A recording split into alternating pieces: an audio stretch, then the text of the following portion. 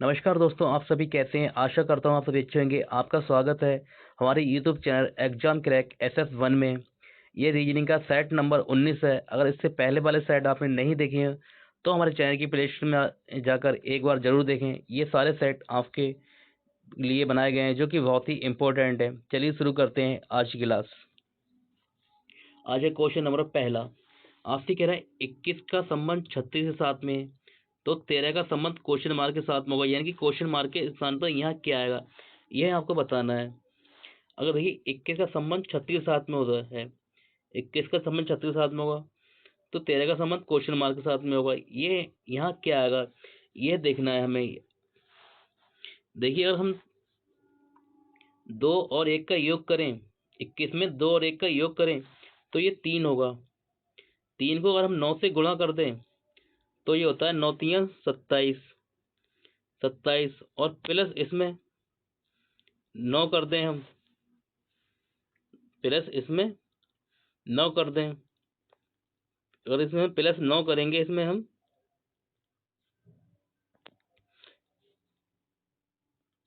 देखिए प्लस इसमें अगर 9 करें हम तो ये हो जाएगा 36, ये आएगा 36।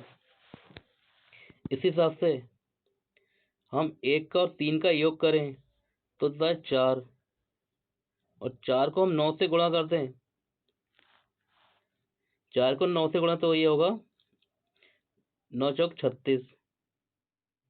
लेकिन ऑप्शन में तो 36 से कम में है, यानी कि ये तरीका हमारा गलत है, क्योंकि सारे ऑप्शन में देखिए A B C D इन सब ऑप्शन में 36 से कम है, यानी कि ये संख्या हम इस तरह का तरीका हमारा नहीं होगा। दूसरा तरीका अपनाते हैं हम।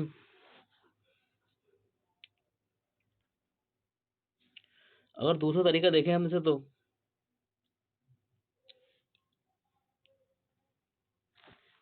अगर 2 और 1 को जोड़ेंगे हम, इसमें 2 और 1 को जोड़ेंगे 3। अगर हम क्यूब करेंगे 4 का तो 4 क्यूब 64 होता है, और मान लिया हमने 3 का क्यूब करा, 3 का क्यूब होता है 27, और प्लस इसमें 9 जोड़ेंगे, यानी कि वही तरीका आ रहा है, उससे भी नहीं हो रहा है क्वेश्चन ये। अब देखिए अगर हम 21 का डबल करके देखें, 21 का अगर हम डबल करें, 21 दूनी होता है 42, 21 दूनी होता है 42, और 42 में से अगर हम -6 कर दें, 42 में से अगर हम -6 कर दें तो ये बचेगा, हो जाएगा 36 बचेगा, ये बचेगा 36, यानी कि हमारा 36 आ गया। इसी हिसाब से हम 13 का डबल कर दें, 13 का डबल करेंगे हम तो 13 दूनी होता है 26, 13 दूनी होता है 26, और माइनस इसमें से 6 कर दें तो ये बनेगा 20, ये आया 20। ठीक है, 20 ऑप्शन में, हाँ बिल्कुल है, ऑप्शन नंबर डी में हमारा आंसर आ गया, ऑप्शन नंबर डी। आपको इस तरह के क्वेश्चन में हर तरीका अपनाना पड़ेगा। जैसे देखिए तरीके कौन कौन से अपनाएंगे आप, प्लस का तरीका भी अपना सकते हैं, माइनस का भी, गुणा का भी, और डिवाइड का भी। इनमें यही तरीका होता है और कुछ नहीं होता। बस ये 4 तरीके आप याद रखना, इन 4 तरीकों से क्वेश्चन करना, एक ना एक तरीका आपको बिल्कुल सही बैठ जाएगा। चलते हैं अगले क्वेश्चन पर। अगला क्वेश्चन देखिए, आपको पास ये सीरीज दी गई है, यानी कि ये इसका संबंध इसके साथ में है, तो इसका संबंध यहाँ डॉट डॉट यहाँ कुछ आएगा उसके साथ में होगा, यानी कि इसका संबंध इसके साथ में है, तो इसका संबंध जो यहाँ आएगा उसके साथ में होगा। तो आप देखिए कैसे संबंध हो सकता है इनका। देखिए अगर जो हम इसका संबंध इसके साथ निकालेंगे तो संबंध सबसे पहले हम पहले पहले के साथ निकाल के देखते हैं।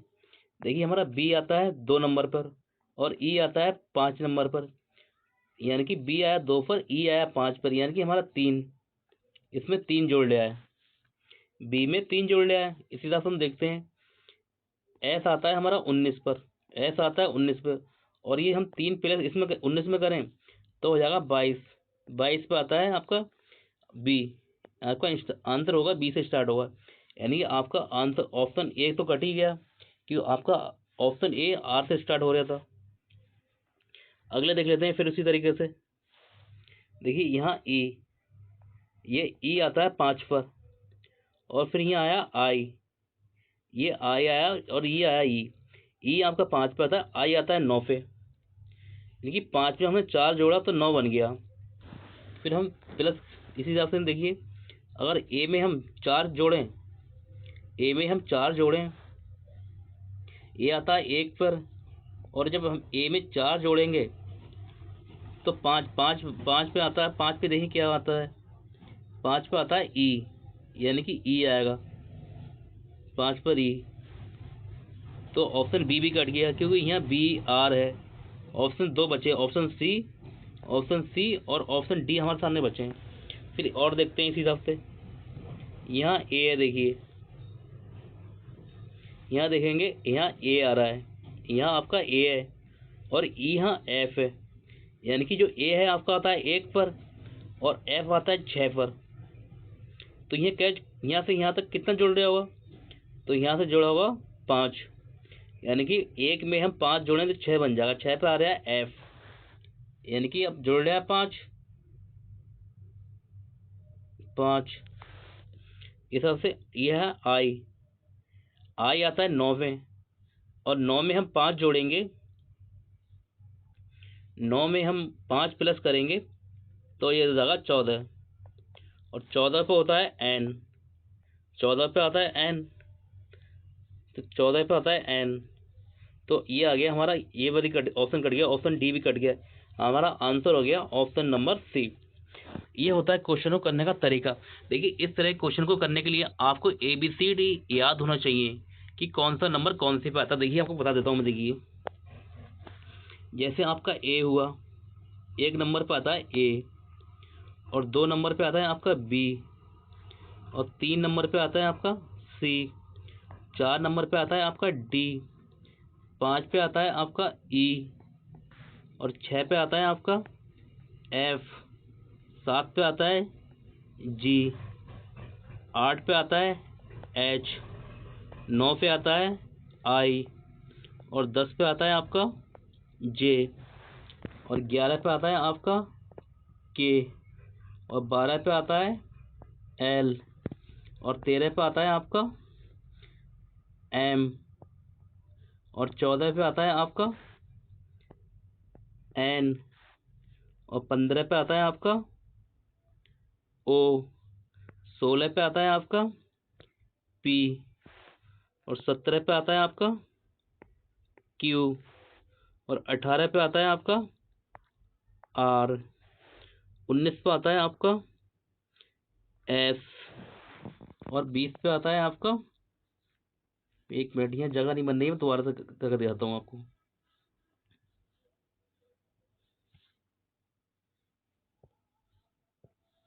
देखिए 20 पे आता है आपका टी, 21 पे आता है आपका यू, और 22 पे आता है आपका वी, 23 पे आता है आपका डब्लू, और 24 पे आता है आपका एक्स, और 25 पे आता है आपका बाई, और 26 पे आता है आपका जेड। ये आपको याद होना चाहिए, तभी आप क्वेश्चन को देखते ही कर सकते हैं और बहुत ही आसानी से कर सकते हैं।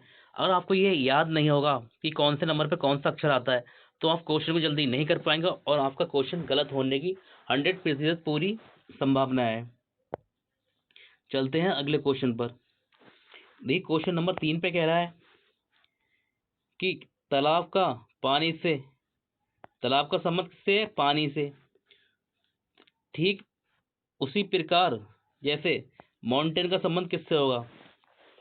देखिए अगर तालाब में क्या होता है, तालाब में होता है पानी, और माउंटेन पे क्या होगी, पक्षी, चट्टान, चढ़ना, जानवर। यदि माउंटेन पे क्या होगा, चट्टान। ऑप्शन नंबर बी आपका सही हो गया। अगला क्वेश्चन आपसे कह रहा है कौन सा शब्द नीचे दिए गए संबंध को सर्वोत्तम ढंग से पूर्ण करेगा। जैसे देखिए आपका चेहरा, चेहरा का संबंध किसके साथ में है, अभिव्यक्ति के साथ में। तो हाथ का संबंध यहाँ डॉट डॉट लिखा है, तो यहाँ क्या होगा, यानी क्वेश्चन मार्क के साथ में क्या आएगा। ऑप्शन ए में है हाथ मिलाना, ऑप्शन बी में है इशारा, ऑप्शन सी में है चित्रकारी, ऑप्शन डी में है काम। बताएं आप कौन सा आएगा। देखिए, जिस प्रकार चेहरे से क्या होती है, आपके चेहरे से क्या होता है, अभिव्यक्ति, यानी कि आपके चेहरे को देख के आपकी अभिव्यक्ति व्यक्त होती है। आपके चेहरे को देख के आपकी अभिव्यक्ति व्यक्त होती है। उसी हिसाब से हाथ से क्या होता है, यानी कि आपके हाथ से क्या होता है, इशारा। आपके हाथ से इशारा होता है, जैसे चेहरे से अभिव्यक्ति होती है वैसे ही हाथ से होता है इशारा। यानी कि आपका आंसर आ गया ऑप्शन नंबर बी। अगला क्वेश्चन, क्वेश्चन नंबर 5। यहाँ प्रश्न दिया गया, आपसे कह रहा है अब से 3 वर्ष के बाद एस की आयु क्या होगी। यानी कि 3 वर्ष के बाद में एस की आयु क्या होगी, ये आपसे पूछ रहा है। यहाँ कथन दिया गया है, कथन में 2 नंबर है, 2 नंबर दिए गए 1 2।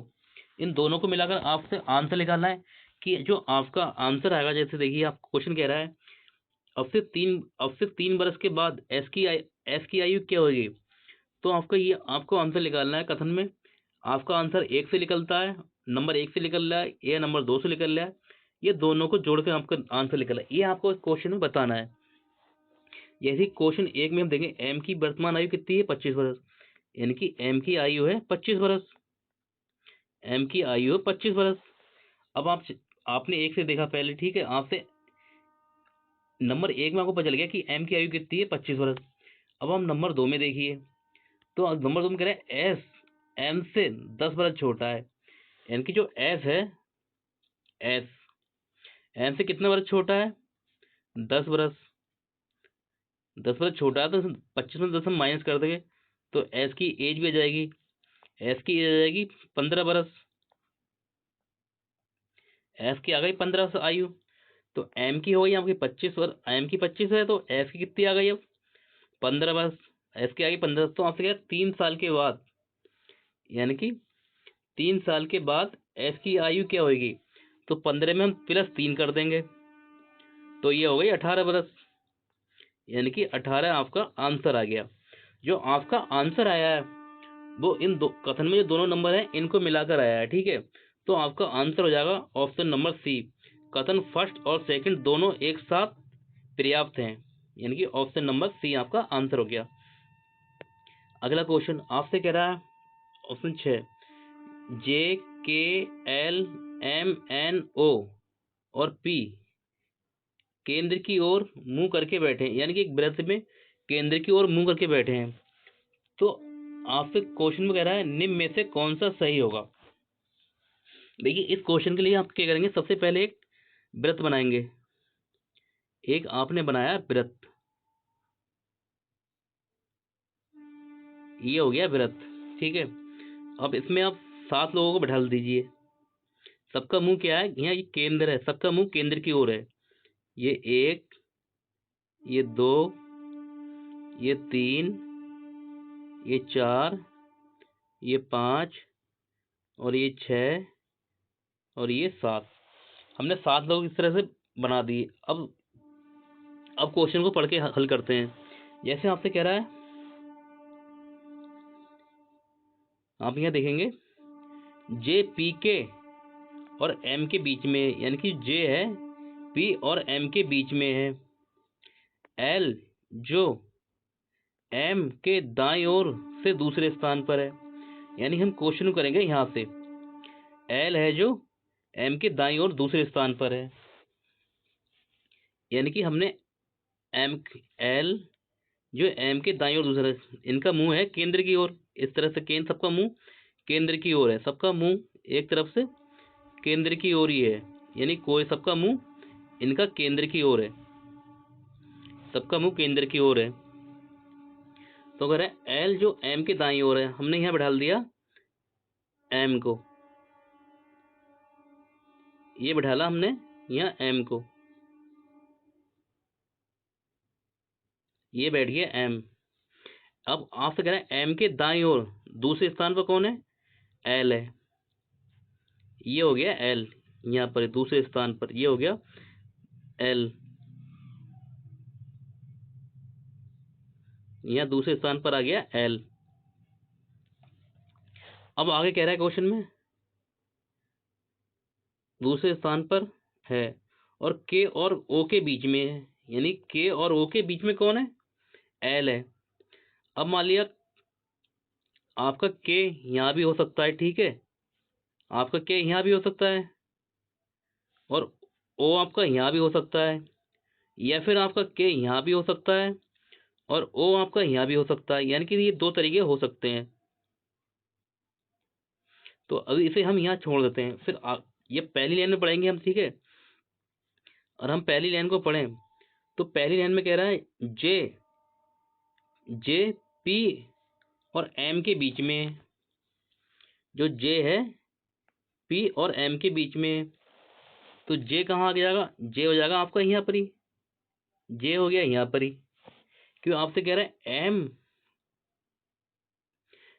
यानी कि जो आपसे कह रहा है जो जे है पी और एम के बीच में, जब जे यहाँ आ गया तो आपका पी कहाँ जाएगा, पी आ गया आपका ये यहाँ पर ही।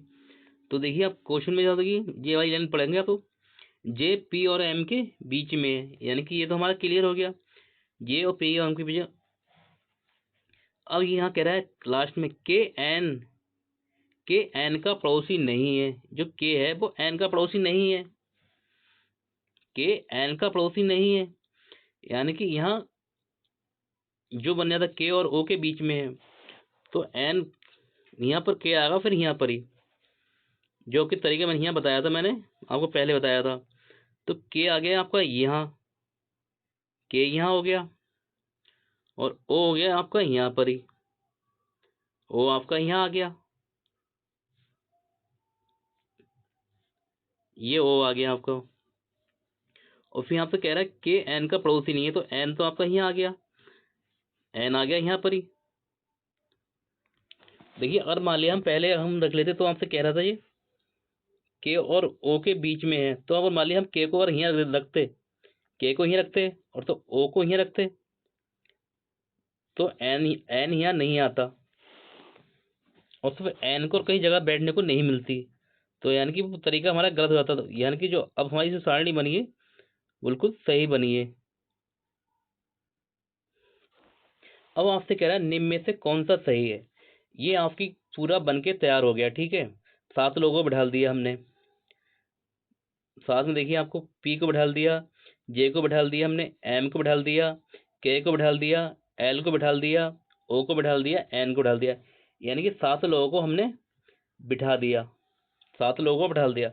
अब हमसे जो होता है निम्न में से कौन सा सही है। अब ऑप्शन नंबर 1 को पढ़िए, एम पी के बाएं से दूसरे स्थान पर है, एम पी के बाएं से दूसरे स्थान पर है। अब देखिए एम बैठा हुआ है आपका यहाँ पर ही, एम बैठा हुआ है आपका जे, तो कह रहा है एम पी के बाएं दूसरे स्थान पे है, एम पी के बाएं, पी का बाएं किधर होगा, इस साइड को होगा, और इधर क्या है पी के दाएं, यानी कि ये पहला तो गलत हो गया, पहला ऑप्शन गलत हो गया। अब चलते हैं अगले ऑप्शन नंबर बी में कह रहा है पी जे और एम के बीच में है, पी जो जे और एम के बीच में है। अब देखिए पी पी ये है आपका और जे यहाँ है, एम यहाँ, यानी कि ये वाला भी गलत हो गया।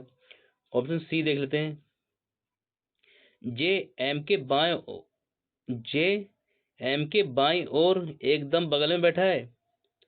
देखिए एम के बाईं ओर कौन बैठा है, जे, एकदम बगल में बैठा है, बिल्कुल सही है। देखिए ये वाला, ये एम के एकदम बाईं ओर बैठा है, एम का बाएं होता है ये, एम के भी इनके मुंह है केंद्र की ओर, तो एम का बाएं हुआ ये, एम के बाएं एकदम बगल में कौन बैठा है, जे। आपका आंसर हो गया ऑप्शन नंबर सी, बिल्कुल सही है। चलते हैं अगले क्वेश्चन पर, क्वेश्चन नंबर 7। देखिए इस तरह के क्वेश्चन एग्जाम में आने लगे हैं जो कि बहुत आसान होते हैं, आपको अगर एक तरीका याद हो जाए तो आप बहुत आसानी से कर सकते हैं। आपसे कह रहा है मार्च 2005 में शुक्रवार किन किन तिथियों को आएगा, यानी कि मार्च को जो 2005 में कैलेंडर मार्च का होगा उसमें शुक्रवार कौन कौन सी तारीख को आएगा, ये आपको बताना है। देखिए ये क्वेश्चन हल करने से पहले आपको कुछ पता होना चाहिए। जैसे मान लिया ये कोड मैंने आपको बताया था, अगर आप मुझसे पढ़ रहे हैं तो आपको पता होगा, मैंने लिखवाया था आपको 5310। देखिए जब भी आपका शेष 100 बचे तो उस साल में विषम दिन होते हैं 5, आपके विषम दिन होंगे 5। अगर 200 बचे शेष तो विषम दिन होंगे 3। अगर 300 बचे तो आपके विषम दिन होंगे 1। अगर 400 बचे यानी कि 400 बचेगा ही नहीं, आपका पूरा पूरा कट जाएगा, तो विषम दिन होंगे 0। जैसे मान लिया अब 2020 लिखा है, ठीक है, 2000 लिखा है पूरा, इसे हम भाग देते हैं 400 से। 400 से भाग दी, ये पूरा पूरा कट गया, ठीक है, 400 से पूरा पूरा कट गया, तो हमारे विषम दिन आए 0। इस तरह से करते हैं। अब मान लिया होता आपका 1900, अब मान लिया होता यहाँ 1900, जैसे होता है 1947, ठीक है, 1947 होता है, ये तो हो गया साल, और ये होता है सेंचुरी यानी शताब्दी। तो 1900 में हम भाग देंगे 400 से, 400 से भाग दिया, 4 चौक 16, यानी कि इसमें हमारा शेष बचेगा 300। तो इसमें कितने विषम दिन होंगे जब 300 बचा है, 300 बचा, विषम दिन कितने होंगे 300 बचने पे 1। इस तरह से क्वेश्चन को करना है। देखिए तो हम लिख लेंगे, हमसे कह रहा है मार्च 2005 में शुक्रवार किस दिन तिथि को आएगा। तो सबसे पहले हम निकालेंगे 1 मार्च का दिन। 1 मार्च 2005 में कौन सा, 1 मार्च 2005 में कौन सा दिन था। सबसे पहले शुक्रवार को छोड़ देते हैं हम, ठीक है, शुक्रवार को हमने छोड़ दिया, तो हमने निकाला कौन सा दिन था। देखिए 1 मार्च 2005 में कौन सा दिन था, इसे अब ये छोड़ देते हैं, शुक्रवार को हमें निकालना है खाली पहले 1 मार्च का। 1 मार्च का हम निकालते हैं कौन सा दिन था। तो 1 मार्च का दिन निकालने से पहले यहाँ 2 साल 5 है, 2005 है, तो हम जाएंगे इससे पहले जाएंगे 2004 में, यानी कि 2004 में जाएंगे हम पीछे। जब हम 2004 में जाएंगे तो हमारा साल ये हो गया, और शताब्दी क्या हो गई 2000। 2000 को हम भाग देंगे 400 से, ये 400 से ये पूरा पूरा कट जाएगा, तो हमारे विषम दिन आएंगे 0। अब बचा 4, इसमें 4 से, यानी कि हमारे नॉर्मल ईयर तो 4 होंगे, सामान्य वर्ष 4 होंगे 4 साल में, और लीप ईयर देख लेते हैं, 4 से ही पूरा पूरा कट गया, तो यानी कि 4 से पूरा पूरा गया, यानी कि इसमें 1 लीप ईयर होगा, तो यहाँ विषम दिन हो गए, ये 4 से गया एक बार, 4 एकम 4, तो विषम दिन होगा इसमें 5, क्योंकि एक 4 और एक 5, 5 हमारे विषम दिन हो गए। अब आ जाते हैं हम 2005 में, हमें 1 मार्च से निकालना। देखिए अगर 2005 की हम जनवरी में जाएंगे, जनवरी में होते हैं 31 दिन, 31, और प्लस फरवरी में जाएंगे, फरवरी में होते हैं 28 दिन, हमें निकालना है 1 मार्च तक। इसमें एक और ऐड कर देंगे क्योंकि 1 मार्च से जाना। अब इन्हें जोड़ लीजिए, ठीक है, हमने ये जोड़ा तो ये होगा 60, इनका योग करा तो ये हो गया 60, 60 हो गए, और 60 को भाग दिया 7 से, 60 को भाग दिया 7 से, तो 7 अट्ठे होते हैं 56, 7 अट्ठे 56, यानी कि हमारे यहाँ शेष क्या बचेगा 4, शेष बचा 4, 7 अट्ठे 56, शेष बचा 4, और 4 का और प्लस 5 का योग कर लिया हमने, तो ये आ गया हमारा 9। हमारे विषम दिन आ गए 9, लेकिन 9 हमारे विषम दिन नहीं होते, न्यूनतम हमारे विषम दिन कितने होते हैं 6, तो हम इसे 7 से भाग देंगे, 7 एकम 7, तो हमारा शेष बचा 2, यानी कि हमारे विषम दिन बचे हैं 2। देखिए हमारा जो कैलेंडर होता है सोमवार से शुरू होता है, सोमवार को हम कहते हैं 1, मंगलवार को कहते हैं 2, और बुधवार को कहते हैं 3, बृहस्पतिवार को कहते हैं 4, शुक्रवार को कहते हैं 5, और शनिवार को कहते हैं 6, और इतवार का कोड होता है 0, यानी कि इतवार को हम पढ़ेंगे 0 से।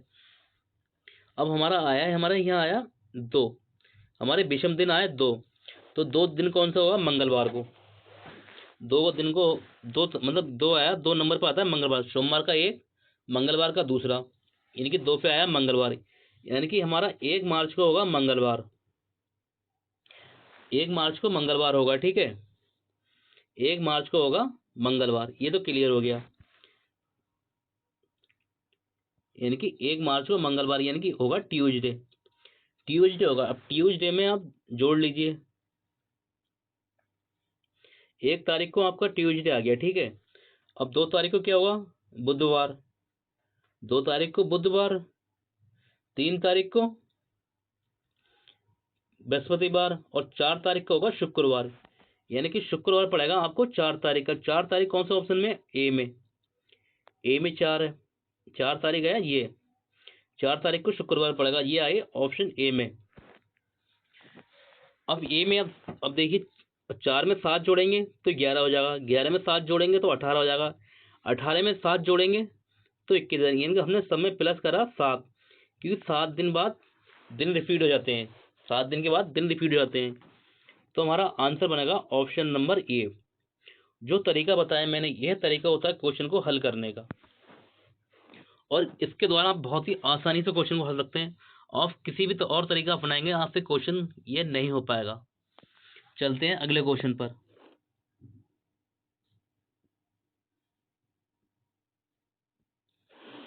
क्वेश्चन नंबर 8 आपसे कह रहा है, ये चित्र दिया गया है, ठीक है, इसके निकटतम कौन सा चित्र होगा। ये 4 ऑप्शन दिए गए, ए बी सी डी। ये बताना है कौन सा इसके निकटतम होगा। देखिए, जब इस तरह से ये गिर जाएगा, अरे हम इस तरह से इसे कर दें,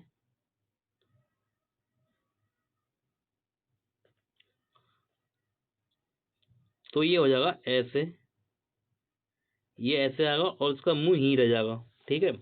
तो इस तरह का देखिए कौन सा बनना है, यानी कि ये उल्टा हो गया, बी कट गया, और ये इसका मुंह नीचे आ गया, ये देखिए ये मुंह नीचे आ गए, यानी कि 2 ऑप्शन तो कट गए। अब बचा आपके साथ में ऑप्शन सी, सी डी। अब आप इनमें थोड़ा दिमाग लगाएं कौन सा बनना है। अगर आप देखेंगे इसे, इसके मुंह को देखेंगे, और यहाँ ऑप्शन नंबर डी में मुंह देखेंगे, यहाँ भी मुंह सीधा है और यहाँ भी मुंह सीधा है, लेकिन इसको चित्र को नीचे घुमा दिया, लेकिन तो घूमना चाहिए था इस तरह से, जैसे ऑप्शन नंबर सी में घूम रहा है। यानी कि ऑप्शन नंबर डी भी कट गया, आपका आंसर आ गया ऑप्शन नंबर सी। आप सी को मैच करिए और इसे मैच करिए, बिल्कुल मिलता जुलता होगा। चलते हैं अगले क्वेश्चन पर। इस क्वेश्चन में कराया सिर्फ उपरोक्त आकृति में त्रिभुजों की संख्या ज्ञात करें। यानी कि इस आकृति में बताना त्रिभुज कितने। देखिए, मैंने आपको बताया था पिछली क्लास में, जब भी इस तरह से वर्ग में आपसे त्रिभुज गिनने को पूछा जाए, ऐसे वर्ग में त्रिभुज गिनने वाले, यानी कितनी भी लाइनें खींच दे वो, ऐसे कितनी भी लाइनें खींच दे, ठीक है। तो आपको करने का तरीका क्या होता है गिनने का, 1 2 3 और 4। 4 आया, 4 को आप 2 से गुणा कर दीजिए, ये होगा 8। इसमें त्रिभुज होंगे आपके 8, इस तरह से त्रिभुज होंगे आपके 8। ये होता है तरीका करने का क्वेश्चन को। अब देखिए, हम नंबर इसे दे दिए 1 2 3 और 4। 4 को आपने 2 से गुणा करा तो ये आ गया 8। 8 तो ये हो गए आपके। और देखिए आप कहाँ कहाँ बनना है, एक ये बनना है, ठीक है, आपका एक और ये बनना है, और फिर एक ये बनना है, और एक आपका ये बनना है, यानी 4 ये बनना है, प्लस 4 ये हो गए, ठीक है। और कहीं बनना है आपका क्वेश्चन त्रिभुज, ये देखिए आपको कहीं, यानी कि और कहीं नहीं बनना है, यहाँ पे त्रिभुज बनेंगे 12। ये आपका 12 आंसर आ गया, ऑप्शन नंबर ए। चलते हैं आज अगला हमारा लास्ट क्वेश्चन। ये आज का हमारा लास्ट क्वेश्चन है। आपसे कह रहा है जल प्रतिबिंब बताएं, इसका जल प्रतिबिंब क्या होगा। देखिए, कभी भी जल प्रतिबिंब हमेशा ध्यान रखना, दर्पण को यहाँ लगाया जाता है, हमेशा ये दर्पण यहाँ होगा। जल प्रतिबिंब हमेशा नीचे बनता है आकृति के, ये हमेशा ध्यान रखना। जब नीचे बनेगा तो कौन कौन सा कट सकता है आपने, देखिए देखते देखिए, आपका ऑप्शन नंबर बी तो कट गया, के ऊपर बनना है। करीब वाली चीज करीब में आएगी, यानी कि जे वाली लाइन, ये लाइन से स्टार्ट होगा हमारा, जैसे यहाँ भी हो रहा है, यहाँ भी लाइन है और यहाँ भी लाइन है, ये सही है। अब आप ध्यान से देखिए, ऑप्शन ए में यहाँ पर ये लाइनिंग बन रही है, इसमें देखिए ये लाइनिंग बन रही है, यहाँ से बन रही है ये वाली लाइनिंग, लेकिन इसमें ये लाइनिंग नहीं है, यानी कि हमारा ऑप्शन ए भी कट गया। अब देखिए बी और सी, सी और डी देखिए आप, ऑप्शन सी और डी देखेंगे, देखिए सी में यहाँ देखिए इसके मुंह पे, और डी का मुंह देखिए यहाँ, ये इस तरह से नहीं बनने आए, यानी कि आपका डी भी कट गया, डी भी आपका कट गया। आपका आंसर आया ऑप्शन सी। आपको हमारी क्लास कैसी लगी कमेंट करके जरूर बताएं। अगर आप हमारे चैनल पे नए हैं तो हमारी वीडियो को लाइक शेयर और चैनल को सब्सक्राइब जरूर करना। मिलते हैं आपसे अगली क्लास में, तब तक के लिए नमस्कार।